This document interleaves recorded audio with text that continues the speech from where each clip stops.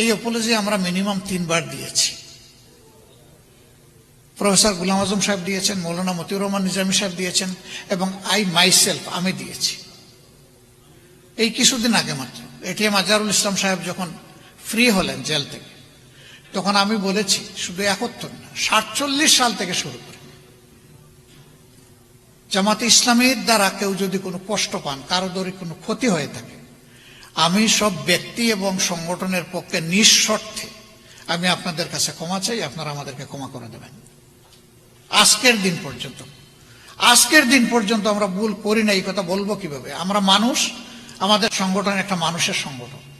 আমাদের 100টার মধ্যে 99টা ডিসিশন সঠিক, একটা তো বেঠিক হইতে পারে। সেই বেঠিক একটা ডিসিশনের জন্য আমার জাতির তো কোনো ক্ষতি হতে পারে। তাহলে সেই ক্ষেত্রে আমার কোনো ডিসিশনে জাতির ক্ষতি হলে আমার মাপ চাইতে অসুবিধাটা কোথায়?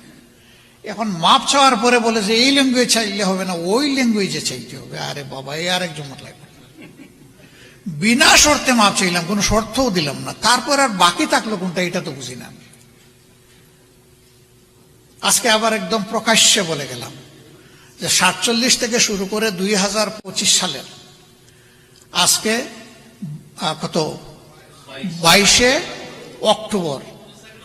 অক্টোবরে এখন কয়টা বাজে? এই যে এখানকার টাইম 8:11। এই পর্যন্ত আমাদের দ্বারা যে যেখানে যত কষ্ট পেয়েছেন, আমরা বিনা শর্তে যারা কষ্ট পেয়েছেন তাদের কাছে মাপ চাই।